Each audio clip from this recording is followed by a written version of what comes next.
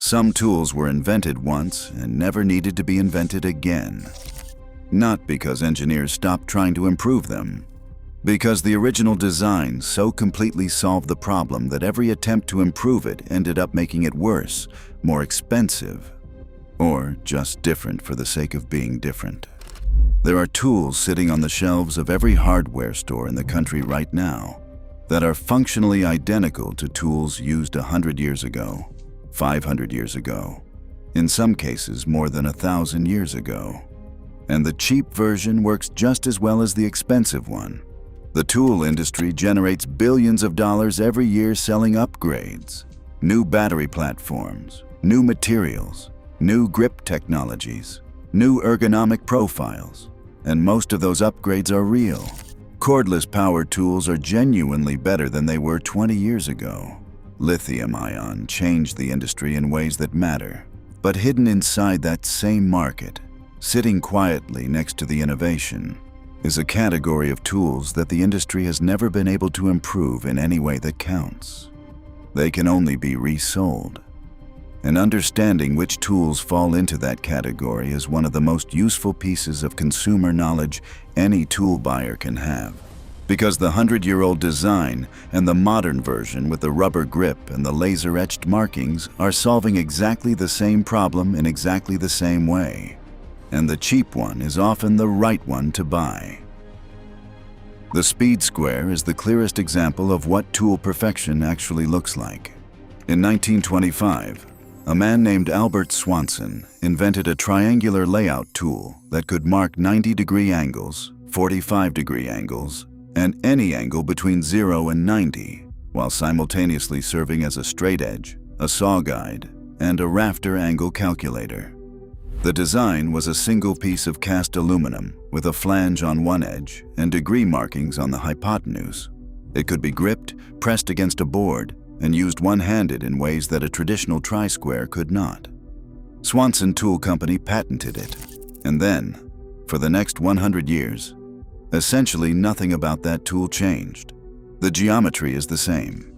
The die-cast aluminum body is the same. The degree markings serve the same function. You can buy a Swanson Speed Square today and compare it to one from 1960, and the only difference is the packaging. Walk into any framing site in the country, and you will see this tool. It has become so standard that framers call the category speed squares the way people call facial tissue Kleenex.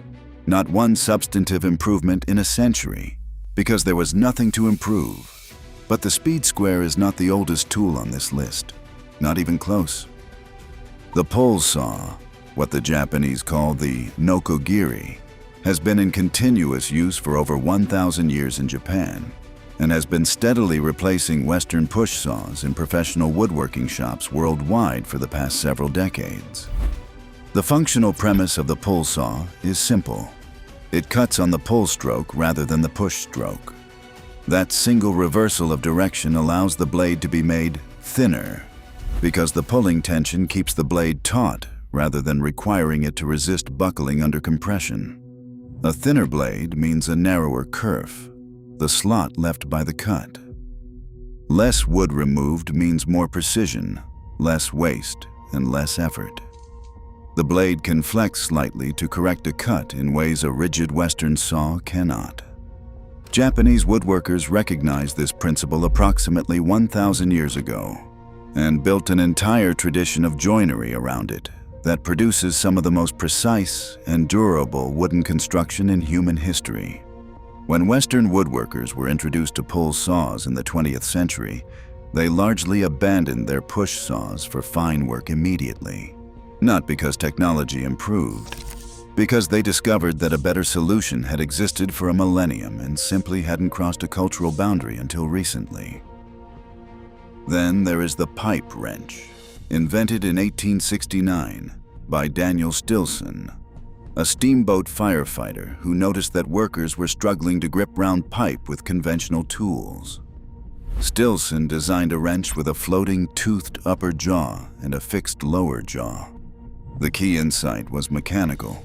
As torque was applied to the handle, the jaw geometry caused the upper jaw to pivot slightly, increasing its grip on the pipe. The harder you turned, the harder it gripped. The patent was filed the same year and sold to Walworth Manufacturing Company. Stillson received $800 for it. You can look at the original patent drawing, which is a matter of public record, and compare it to a pipe wrench on the shelf of your local hardware store. The geometry is identical. The self-tightening jaw mechanism is identical. The proportions are nearly identical. Engineers have had 155 years to improve on this design. The basic tool remains unchanged because it cannot be improved. The physics of the self-tightening jaw were fully understood and fully implemented in 1869. The cold chisel deserves mention here because it predates recorded history in its current form. A hardened steel bar with a beveled edge, struck by a hammer, used to cut metal, stone, masonry, or concrete without electricity or compressed air. The cold chisel has no moving parts. It requires no maintenance except occasional resharpening. It works at the bottom of a foundation pit, at the top of a scaffold, in a power outage, in a flood. Its price has barely moved in real terms for a century. And the cheap version from Harbor Freight performs the same function as the premium version from any brand, because there is no engineering breakthrough that improves a hardened steel bar with a beveled edge. The only variation that matters is steel hardness, and at a certain point, harder is not better. A chisel that is too hard will shatter rather than deform. Tool makers figured out the right hardness range in the 19th century. They have not changed it. Here is what all of these tools have in common. Each one solved a problem so completely that the solution and the problem became the same thing. The speed square did not just measure angles. It became the definition of how angles are measured on a job site. The pull saw did not just cut wood.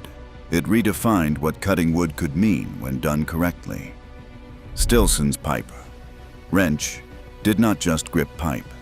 It used the physics of the problem itself as the mechanism of the solution. These tools did not survive for a century because people forgot to improve them. They survived because every engineer who tried to improve them eventually arrived at the same conclusion. The original designer got there first. The implication for anyone buying tools today is worth sitting with for a moment. The next time you are holding a modern version of one of these tools with the ergonomic grip and the precision markings and the premium price tag, it is worth asking whether the upgrade is real or whether you are paying for the novelty of something that was already perfect. A Swanson Speed Square from a garage sale and a Swanson Speed Square from the store this week will measure exactly the same angles with exactly the same accuracy. A pull saw from a Japanese woodworking catalog and the version from a big box store will cut on the same principle with the same result. The cold chisel your grandfather bought will cut the same bolt as the one you buy today. Sometimes the most sophisticated choice a buyer can make is to recognize that the design is finished and buy accordingly.